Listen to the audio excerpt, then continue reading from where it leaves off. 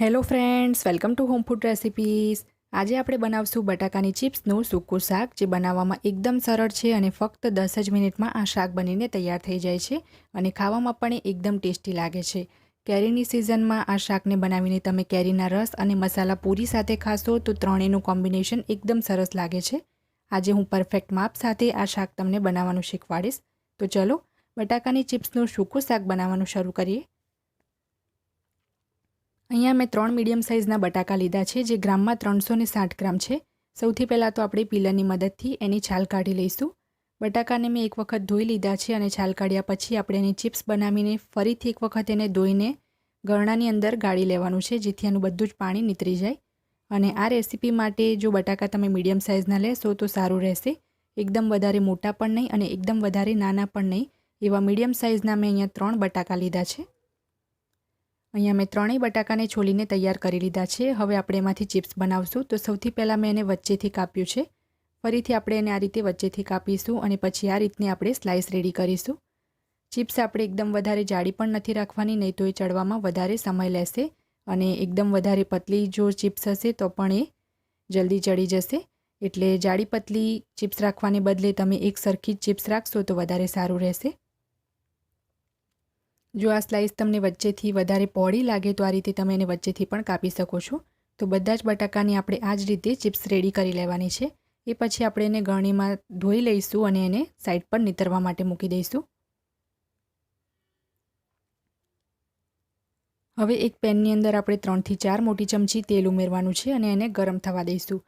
આ શાકમાં આપણે એક પણ ટીપું પાણી નથી ઉમેરવાનું, એટલે તેલ થોડુંક વધારે જ લેવું પડશે। તેલ ગરમ થઈ જાય એ પછી આપણે એમાં અડધી ચમચી જીરું અને અડધી ચમચી રાઈ ઉમેરીશું। ગેસની ફ્લેમ સ્લો જ રાખવાની છે। એક મોટી ચમચી આપણે તલ ઉમેરીશું, અડધી ચમચી હિંગ ઉમેરીશું, આદુ લસણ અને લીલા મરચાંની પેસ્ટ ઉમેરીશું એક મોટી ચમચી જેટલી, અને આ પેસ્ટ આપણે ફ્રેશ જ બનાવીને લેવાની છે, તો આ શાકનો ટેસ્ટ ખૂબ જ સરસ આવશે। હવે આ પેસ્ટને આપણે સ્લો ફ્લેમ ઉપર અડધી મિનિટ માટે સાંતળી લઈએ। અડધી મિનિટ પછી આપણે એમાં અડધી ચમચી હળદર નાખી દઈશું। હળદર આપણે પહેલાં જ નાખી દેવાની છે, જેથી જે ચિપ્સ છે એ હળદરનો સરસ કલર પકડી લે।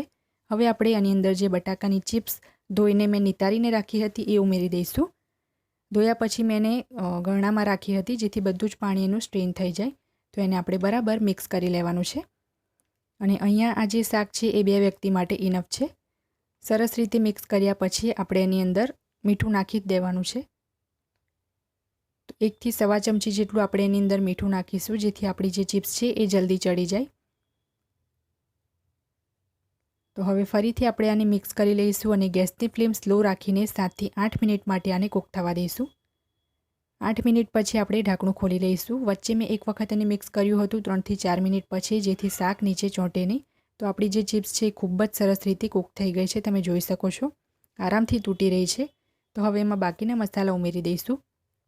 1 ચમચી તીખું લાલ મરચું પાવડર ઉમેર્યો છે, 1 મોટી ચમચી આપણે ધાણા જીરું પાવડર ઉમેરીશું, 1 ચમચી આપણે ખાંડ ઉમેરીશું, 1 મોટી ચમચી એટલે કે 1 ટેબલસ્પૂન સૂકા કોપરાનું છીણ ઉમેર્યું છે, અડધી ચમચી ગરમ મસાલો ઉમેરીશું, ફક્ત અડધી ચમચી લીંબુનો રસ ઉમેરીશું અને થોડાક આપણે ઝીણા સમારેલા લીલા ધાણા નાખી દઈશું। હવે આ બધી જ વસ્તુને બરાબર મિક્સ કરીને આપણે 1 થી 2 મિનિટ માટે એમ જ એને ખુલ્લું રાખીને કૂક થવા દઈશું। આ શાકને આપણે હવે ઢાંકવાનું નથી અને ચિપ્સ બરાબર કૂક થઈ જાય એ પછી જ આપણે બધા મસાલા એડ કરીશું। તો મસાલા બિલકુલ પણ બળશે નહીં, કારણ કે આ શાક ડ્રાય હોય છે અને ખૂબ જ સરસ રીતે તમારું જે શાક છે એ તૈયાર થશે। અને લીંબુનો રસ પણ આપણે ચિપ્સ કૂક થયા પછી જ એડ કરવાનો છે, પહેલેથી એડ કરશો તો ચિપ્સ છે એ કડક જ રહેશે। તો થોડા હળવા હાથે જ હું મિક્સ કરું છું, જેથી ચિપ્સ આપણી તૂટે નહીં। 2 મિનિટ કૂક કર્યા પછી આપણી બટાકાની ચિપ્સનું સૂકું શાક રેડી છે। ગેસની ફ્લેમ બંધ કરીને ફરીથી થોડાક લીલા ધાણા ઉમેરી દઈશું ગાર્નિશ માટે અને આને આપણે સર્વ કરી લઈશું।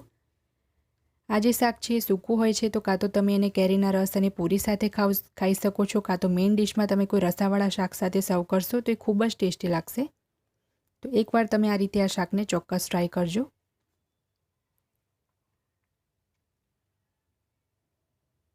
ફ્રેન્ડ્સ, જો તમને મારી આજની આ રેસીપી પસંદ આવી હોય તો મારા વિડીયોને લાઇક અને શેર કરી ચેનલને સબસ્ક્રાઇબ કરવાનું ના ભૂલતા।